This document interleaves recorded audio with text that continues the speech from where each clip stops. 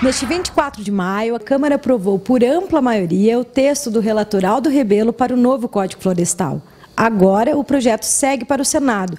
Há 12 anos, o Legislativo tenta construir um novo código. Deputado, que mudanças você destacaria do Código de 1965 para o texto recém-aprovado na Câmara? Na verdade, o Código de 1965 já nem mais existia, porque foi tão alterado que o que restou do Código foi quase que apenas o título. A pressão de ONGs internacionais, que passaram quase que a legislar no Brasil, por decreto, medidas provisórias, portarias, resoluções do CONAMA. A mata ciliar, que era de 5 até 100 metros, foi alterada para 30 até 500. A reserva legal, que só era exigida nas florestas e em 20% da área de floresta, passou a ser exigida em 20% da propriedade, ou 80% da propriedade, como é o caso da Amazônia. E isso tornou ilegal quase toda a atividade agrícola no país, levando o governo do presidente Lula a fazer um decreto suspendendo essa legislação. E nós tivemos que enfrentar o desafio de construir uma legislação adequada à realidade, porque a legislação atinge principalmente os pequenos produtores. Como esse lobby ambientalista não queria abrir mão do monopólio de legislar sobre esse assunto, resistiu muito. E todos, aparentemente, se surpreenderam quando 410 deputados de todos os partidos, inclusive com o apoio do governo, votaram favoravelmente ao meu relatório. Por quê? Aqueles que acusavam do relatório ser um relatório ruralista foram surpreendidos por quê? Porque agora tem que responder se os ruralistas têm 410 votos na Câmara dos Deputados, do PCdoB, do PDT, do PSB e do PT. Eles sabem que não tem. Se os ruralistas tivessem 410 votos na Câmara, nem seria eu o relator, nem seria esse o relatório. Não haveria reserva legal de 80% na Amazônia, nem 500 metros de mata ciliar em rio com mais de 600 metros de largura. O que ficou demonstrado com esses 410 votos foi que a Câmara dos Deputados mediou o conflito entre o setor rural e o setor ambiental. A diferença é que o setor rural aceitou essa mediação e o lobby internacional ambientalista não aceitou e ficou acusando um relatório equilibrado de ser um relatório ruralista. Por essa razão é que não surpreende o apoio, porque foram 410 votos contra 60 e poucos. Na votação da urgência do Código Florestal já tinha sido demonstrado esse apoio, porque foram 399 votos favoráveis e apenas 18 contrários. O que muda para o Brasil com a aprovação desse relatório? O que muda é que nós teremos a legislação ambiental de maior proteção de todo o planeta, seremos o único país do mundo a ter reserva legal e nenhum outro, seremos o único país do mundo a ter mata ciliar que começa em 30 metros para pequenos córregos e vai até 500 metros, que a Europa não tem, os Estados Unidos não têm. Qualquer jovem, qualquer pessoa pode encontrar naquele programa do Google e seguir a Caia, o rio Mississippi, o Danúbio, o Reno, o Sena, e vai ver o que é que tem de mata ciliar nesses rios. Mata ciliar de uva, de repolho, de couve-flor, de beterraba, de soja e reserva legal. Aonde tem? Aliás, é difícil você encontrar mata nativa na Europa. Enquanto nós temos 60% do nosso país coberto de vegetação nativa, de florestas, de campos gerais, de caatinga, de cerrado, os europeus e os americanos têm perto de zero de vegetação nativa. Então, nós continuaremos a ter esse patrimônio natural, mas teremos também a nossa agricultura legalizada, o que o lobby dos agricultores americanos e europeus não querem, porque concorrem diretamente com a agricultura brasileira. O que esteve em debate e ainda está, não é se a mata ciliar do Brasil é 30 metros ou 50 ou 100, ou se a reserva legal na Amazônia é 80% e 20%, porque esse debate não existe no mundo. Primeiro porque não há essas florestas na Europa e não tem mata ciliar nos Estados Unidos e na Europa. O debate verdadeiro é se o Brasil tem soberania para usar os seus recursos naturais, seu solo, seu subsolo, sua fronteira agrícola, para ser uma potência ambiental, mas também agrícola, ou se nós vamos ser tutelados pelos interesses da agricultura rica do primeiro mundo, da Europa, que quebrou a agricultura mexicana, que quebrou a agricultura africana, a americana quebrou a agricultura mexicana e acham que também podem quebrar a nossa. E isso, naturalmente, nós não podemos admitir. Agora, para além do movimento ambientalista internacional, também aconteceram críticas ao relatório aqui no país. Como você vê essas críticas? A crítica nasce, muitas vezes, da boa-fé e da preocupação com o meio ambiente, que é natural e é generosa. Às vezes nasce do interesse corporativo, porque hoje o ambientalismo é uma profissão muito rentável, dá muito dinheiro, pareceres sobre estudos de impacto ambiental, relatórios de impacto de meio ambiente, tudo isso hoje é uma consultoria muito cara. Paga com dinheiro público porque o preço desses relatórios e desses estudos são incluídos nas obras e no orçamento que o poder público paga e que paga esses escritórios privados. A outra coisa também fruto da ignorância. Eu vi esse debate, mas vai transferir para os estados o poder de legislar sobre essa matéria? Lamentavelmente, a Constituição do país não é um best-seller, não é um livro muito consultado. Mas quem se der o trabalho de consultar o artigo 24º da Constituição, o inciso 7º, que diz que a União e os estados podem legislar sobre proteção da natureza, meio ambiente, fauna, flora, florestas, que a União traçará as normas gerais sobre essa legislação, o Estado tratará das normas específicas. Onde a União não tiver norma, o Estado terá essa norma subsidiária, e onde a União tiver uma norma, o que preside é a norma da União.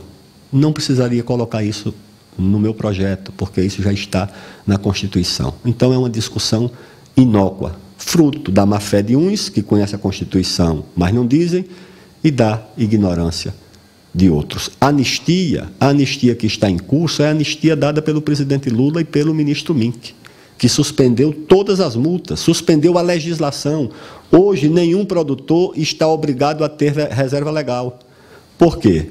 Porque ele não pode ser multado por não ter reserva legal. Porque o governo concluiu que, se for embargar a propriedade que não tem reserva legal, só no Rio Grande do Sul embargaria 99,45% de todas as propriedades.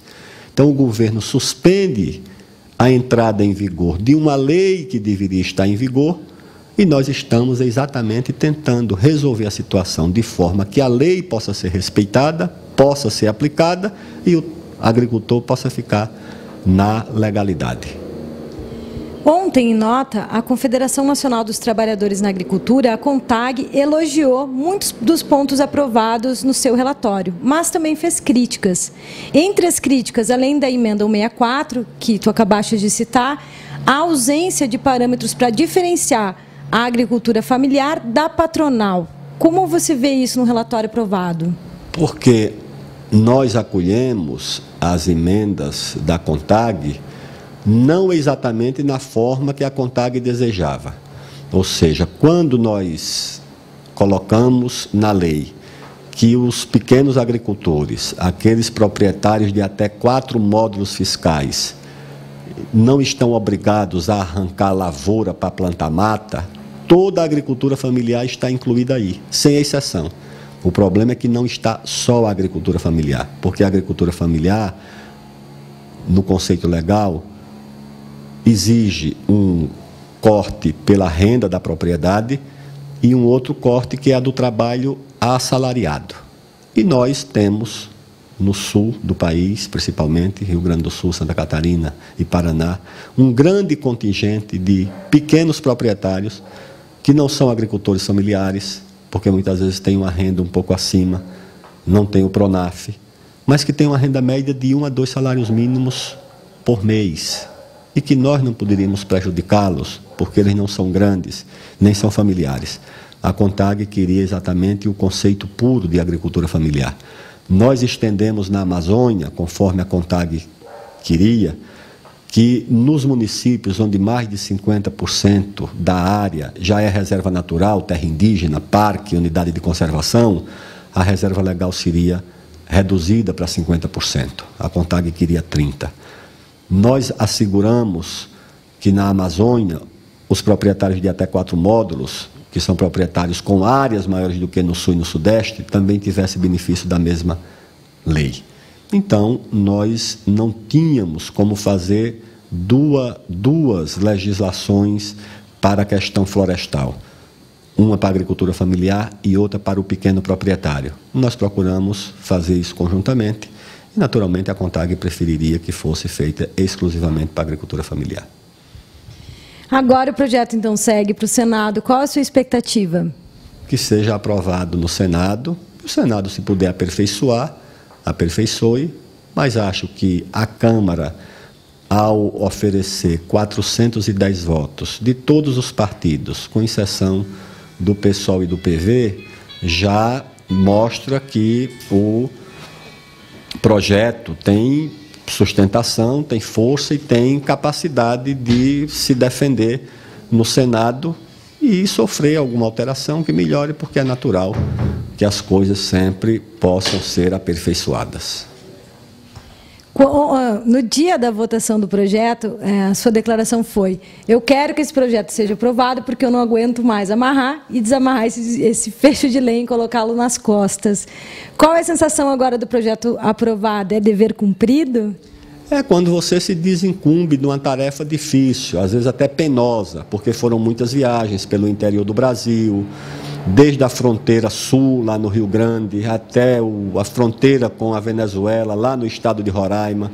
Eu não fui apenas às capitais, eu fui ao interior, subi a Serra do Tepequém, lá na fronteira com a Venezuela e a Guiana, para verificar lá uma área onde as pessoas estavam enfrentando dificuldades com a questão ambiental. Fui lá no interior do Mato Grosso, lá em Novo Progresso, no Pará, lá no semiárido do Nordeste, na região de Petrolina. Fui a Corumbá, lá na região do Pantanal. Eu percorri o Brasil inteiro, desci a caia do rio Purus de barco para me reunir com as comunidades ribeirinhas, comunidades de 30 famílias, de 20 famílias, religiões que sobrevivem ali daquela cultura da floresta, como o Santo Daime. Fiz oração, inclusive, na igreja do Santo Daime, lá na comunidade de São Sebastião, no Rio Purus. Então, eu andei pelo interior de São Paulo, de Minas, né, cumprindo o meu dever de conhecer a realidade do país. Conversei com dezenas de pesquisadores da Embrapa, pesquisadores de universidades, da Federal de Viçosa, de Lavras, do Pará, de Santa Maria. Então, eu acho que isso... As negociações difíceis também com os ambientalistas, com os agricultores, cada um querendo legitimamente que as suas ideias prevalecessem, né? E é como você amarrar e desamarrar um feixe de lenha e sair com ele ali até uma hora em que você quer entregá-lo no destino final. Então, eu acho que isso é o sentimento de se desincumbir de uma tarefa difícil, mas que eu abracei porque achava que era importante para o Brasil, para a população. Tenho certeza, como militante do Partido Comunista, que esse projeto não prejudica nenhum interesse do povo brasileiro, nenhum trabalhador, nenhuma dona de casa, nenhum agricultor brasileiro, nem pequeno, nem médio, nem grande, não prejudica ninguém da cidade nem do campo. É um projeto que favorece o Brasil, que favorece o nosso povo, que precisa do meio ambiente, precisa da produção de alimentos, de arroz, de feijão, de proteína, de carne, de frango. Tudo isso é bom para o povo. Agora, eu sei que contraria interesses externos, que tem muita influência no Brasil, tem influência na mídia, tem influência nessas ONGs, em setores desinformados da nossa classe média, mas eu não poderia deixar de defender o que eu achava justo por contrariar esses interesses. Eu sou legislador do Brasil. Os legisladores europeus defendem os agricultores europeus, o americano defende o americano. Eu não poderia defender um produtor de soja americano para prejudicar um brasileiro. Esse serviço, se querem que alguém faça, eu não sou a pessoa indicada. Tá certo, muito obrigada, deputado.